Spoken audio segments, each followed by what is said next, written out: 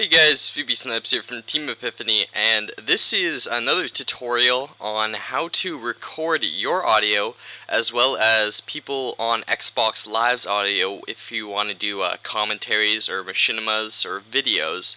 A lot of you guys have been asking me how to do this in our other videos. Of course, you can always hear my voice as well as the cast members, and so some of you are wondering how, and I'm going to show you now. So as you can see here on my computer, I have brought up the screen from my capture card, which is an Elgato HD PVR.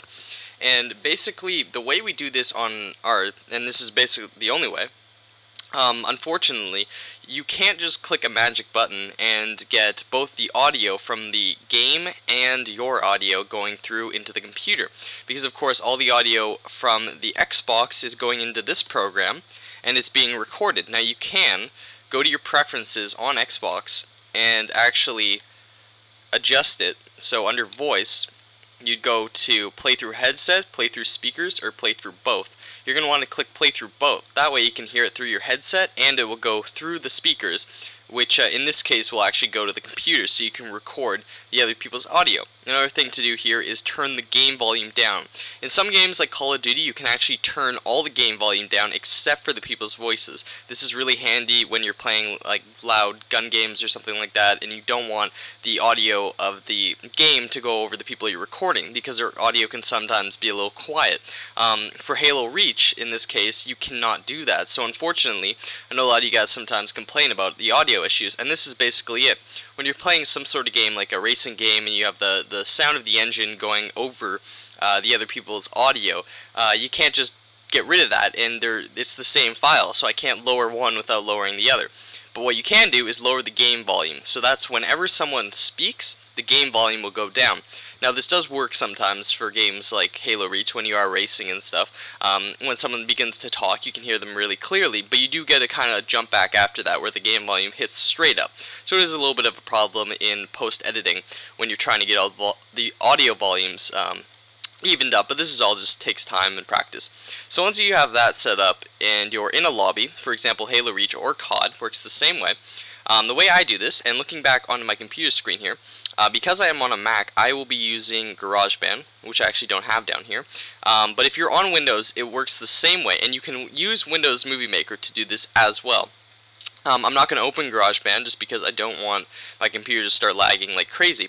But basically what I'll do is I will open both programs. So I'll open the iTV in this case. If you're on a Windows computer, you may be using Windows Movie Maker, or you may be using your capture program. If you're using a Pinnacle, I know you have Pinnacle Studio, and you know, any sort of capture program. I'll open this up and I will record this as normal as I'm normally doing this. At the same time, I'll have a secondary program up. In my case, it would be GarageBand. And I will be leaving a link down below for a free program for any of you Windows users that you can record your audio and do the same thing that I do here. And if you're on Mac, then you already have GarageBand, and you'll know how to record just by going to the voice recording part.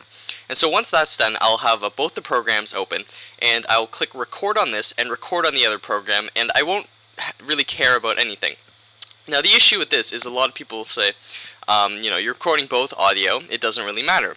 But the issue with recording it from two different programs is it will actually have the audio not synced up. So you'll have it where someone's talking and someone else talks, and you really want to sync the audio up. So a great thing to do is when you're on Halo Reach or any game, when you're playing, you want to go and say this, like down, up, down, up. That way, when you're in post-editing, you can actually look at the video, and every time that goes down, you know to sync the audio up. So if I go over here to iMovie, this is just our latest episode of Epic Maps, you'll see here that this is my song, and this is the actual audio.